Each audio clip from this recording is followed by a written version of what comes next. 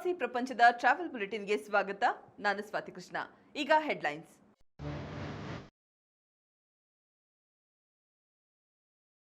ಕಾನನದ ಮಧ್ಯೆ ಮೂಕಾನನವೆಂಬ ಅದ್ಭುತ ಮಂಜಿನ ನಗರಿಯ ಹೆಗ್ಗುರುತಿನ ಆತಿಥ್ಯಕ್ಕೆ ಪ್ರವಾಸಿ ಪ್ರಪಂಚ ಸಿದ್ಧ. ಊಹಾಪೋಹಗಳಿಗೆ ತೆರೆಹಿಡಿದ ಯದುವೀರ್ ಕೊಡಗು ರೈಲು ಮಾರ್ಗದ ಕುರಿತು ಆತಂಕ ಬೇಡ ಎಂದ ಸಂಸದ. ಕೊರಿಯಾದಲ್ಲಿ ಇಂಡಿಯನ್ ಸ್ಟಾರ್ ನಟಿಯ ದರ್ಬಾರ್ ಪ್ರವಾಸೋದ್ಯಮದ ರಾಯಭಾರಿಯಾದ ಪ್ರಿಯಾಂಕಾ ಮೋಹನ್. ಶ್ರೀಲಂಕಾ ಸರ್ಕಾರಕ್ಕೆ ಪ್ರಪಂಚದೆಲ್ಲೆಡೆ ಶ್ಲಾಘನೆ, ಸ್ವಚ್ಛತಾ ನೀತಿಗೆ ನೆಟ್ಟಿಗರಿಂದ ಜೈಕಾರ. ಸಕಲೇಶಪುರ ಅಂದ್ರೆ ಸ್ವರ್ಗದ ಮಡಿಲು. ಇಲ್ಲಿನ ಪ್ರಾಕೃತಿಕ ಸೌಂದರ್ಯಕ್ಕೆ ಮನಸೊಲದಿರುವ ಪ್ರವಾಸಿಗರೇ ಇಲ್ಲ. ಮಂಜಿನ ನಗರಿ ಸಕಲೇಶಪುರದಲ್ಲಿ ಸದ್ದು ಗದ್ದಲಗಳನ್ನ ಮರೆಸಿ ನಿಸರ್ಗದ ಅಗಾಧ ಸೌಂದರ್ಯವನ್ನ ಪರಿಚಯಿಸುವ ತಾಣ ಅಂದ್ರೆ ಅದು ಮೂಕಾನನ ರೆಸಾರ್ಟ್. ಸಕಲೇಶಪುರ ಆತಿಥ್ಯ ಲೋಕದ ಹೆಗ್ಗುರುತು ಈ ತಂಪಿನ ಜಾಗ. ವೇದಾನಂದ ಮೂರ್ತಿಯವರ ಪರಿಶ್ರಮದಿಂದ ತಲೆ ಎತ್ತಿ ನಿಂತಿರುವ ಈ ವಿಶಾಲ ಹಾಗೂ ಸುಂದರ ವಿಶ್ರಾಂತಿ ತಾಣಕ್ಕೆ ಪ್ರವಾಸಿ ಪ್ರಪಂಚ ತಂಡ ಭೇಟಿ ನೀಡಿತ್ತು.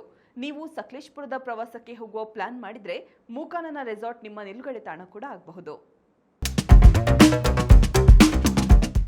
ಕೊಡಗು ರೈಲು ಮಾರ್ಗಕ್ಕೆ ಸಂಬಂಧಿಸಿದಂತೆ ಪ್ರಸ್ತುತ ರೈಲ್ವೆ ಸಚಿವಾಲಯದ ಮುಂದೆ ಯಾವುದೇ ಪ್ರಸ್ತಾವನೆ ಇಲ್ಲ ಎಂದು ಸಂಸದ ಯದುವೀರ್ ಒಡೆಯರ್ ಸ್ಪಷ್ಟಪಡಿಸಿದ್ದಾರೆ. ಕೆಲ ದಿನಗಳಿಂದ ಹರಿದಾಡುತ್ತಿರುವ ಕೆಲವು ವರದಿಗಳು ಮತ್ತು ಚರ್ಚೆಗಳು ಸಾರ್ವಜನಿಕ ವಲಯದಲ್ಲಿ ಆತಂಕವನ್ನ ಉಂಟು ಮಾಡಿದೆ.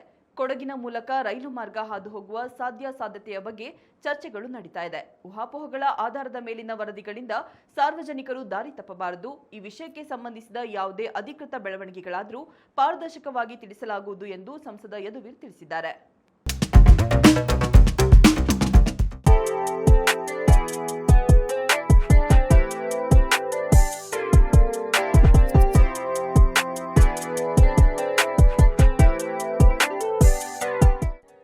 ಟೋಲೆಡೋ ನಗರವನ್ನ ಸಿಟಿ ಆಫ್ ದಿ 3 ಕಲ್ಚರ್ಸ್ ಎಂದು ಕರೆಯಲಾಗುತ್ತೆ.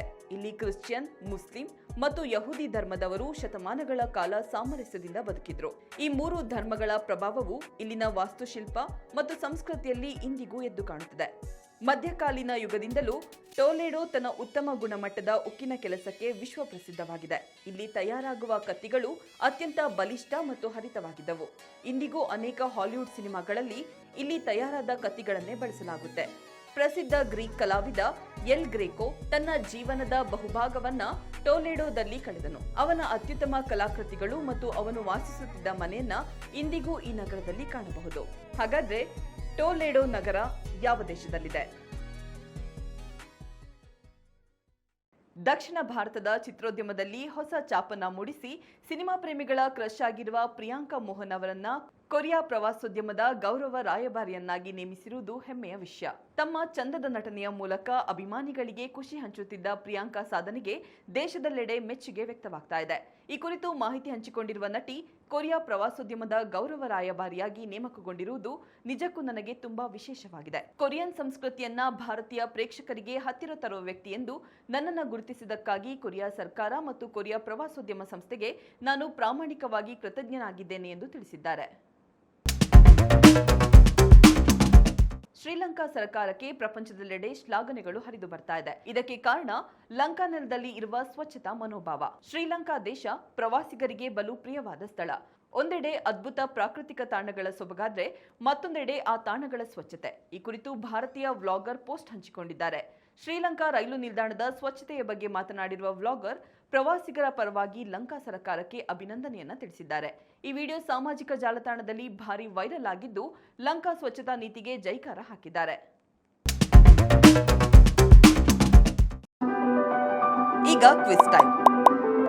ಇಂದಿನ ಪ್ರಶ್ನೆ, ಏಷ್ಯಾದಲ್ಲೇ ಮೊದಲ ಬಾರಿಗೆ ಯಾವ ನಗರದಲ್ಲಿ ವಿದ್ಯುತ್ ದೀಪಗಳನ್ನ ಅಳವಡಿಸಲಾಯಿತು?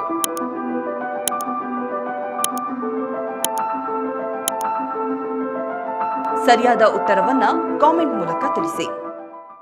ಇದಾಗಿತ್ತು ಇವತ್ತಿನ ಟ್ರಾವೆಲ್ ಬುಲೆಟಿನ್. ನೋಡ್ತಾ ಇರಿ ಪ್ರವಾಸಿ ಪ್ರಪಂಚ, ವಿಹಾರವೇ ವಿಶ್ವ. ನಮಸ್ಕಾರ.